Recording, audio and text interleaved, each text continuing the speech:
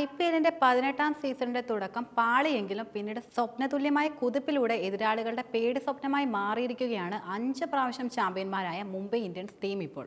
ഹർദിക് പാണ്ഡ്യയ്ക്ക് കീഴിൽ ആഗ്രഹിച്ചതുപോലൊരു തുടക്കമല്ല മുംബൈക്ക് ഈ പ്രാവശ്യം ലഭിച്ചിരുന്നത്.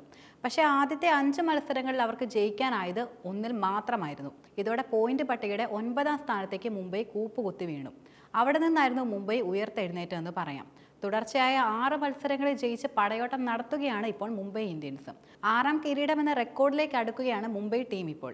കഴിഞ്ഞ സീസണിൽ IPL-ൽ 10ാം സ്ഥാനത്തേക്ക് വീണ് നാണം കെട്ട ടീം കൂടിയായിരുന്നു മുംബൈ ഇന്ത്യൻസ്. ഇപ്രാവശ്യം ഇത്ര ഗംഭീരമായൊരു തിരിച്ചറിവ് നടത്താൻ മുംബൈയെ സഹായിച്ചത് യഥാർത്ഥത്തിൽ കഴിഞ്ഞ മെഗാലയത്തിലെ ചില മികച്ച തീരുമാനങ്ങളാണ്. അവ എന്തൊക്കെയാണെന്ന് പരിശോധിക്കാം. ദീർഘകാലമായി മുംബൈ ഇന്ത്യൻസിന്റെ ഭാഗമായിരുന്ന വിക്കറ്റ് കീപ്പർ ഇഷാൻ കിഷാനെ കഴിഞ്ഞ സീസണിന് ശേഷം കൈവിട്ടത് ആരാധകരെ യഥാർത്ഥത്തിൽ ഞെട്ടിച്ച സംഭവമായിരുന്നു.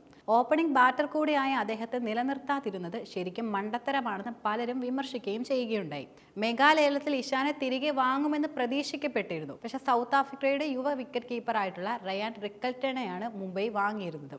ഇഷാൻ 11.25 കോടിക്കായിരുന്നു ലേലത്തിന് വിറ്റുപോയതെങ്കിലും ആ താരത്തെ മുംബൈ മുടക്കിയത് 1 കോടി രൂപയ്ക്ക് മാത്രമായിരുന്നു.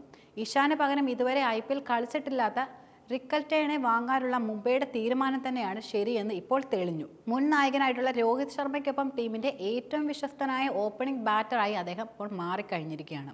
11 മത്സരങ്ങളിൽ നിന്ന് 33.40 ശരാശരിയിൽ 153.92 സ്ട്രൈക്ക് റേറ്റിൽ 334 റൺസ് അദ്ദേഹം നേടിക്കഴിഞ്ഞു. പക്ഷേ സൺറൈസേഴ്സ് ഹൈദരാബാദിന്റെ താരമായ ഇഷാന് 9 ഇന്നിംഗ്സുകളിൽ നിന്നും 26.14 എന്ന മോശം ശരാശരിയിൽ 153.78 സ്ട്രൈക്ക് റേറ്റിൽ മാത്രമാണ് നേടാൻ കഴിഞ്ഞത്. 183 റൺസ് മാത്രമാണ് അദ്ദേഹത്തിനുള്ളത്.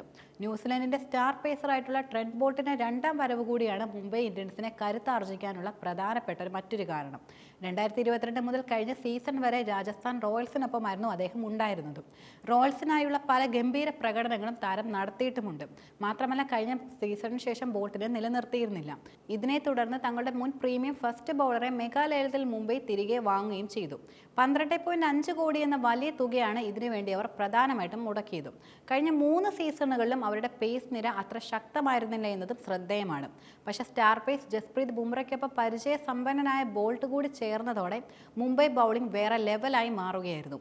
11 മത്സരങ്ങളിൽ നിന്നും 16 വിക്കറ്റുകളുമായി തകർപ്പൻ പ്രകടനവുമായിരുന്നു കിവി പേസർ കാഴ്ചവെച്ചിരുന്നത്. മുംബൈ ഇന്ത്യൻസിന്റെ സ്പിൻ ബൗളിങ്ങിന് ചുക്കാൻ യഥാർത്ഥത്തിൽ പിടിച്ചത് മുൻ ഇന്ത്യൻ താരം പീയൂഷ് ചൗളയായിരുന്നു.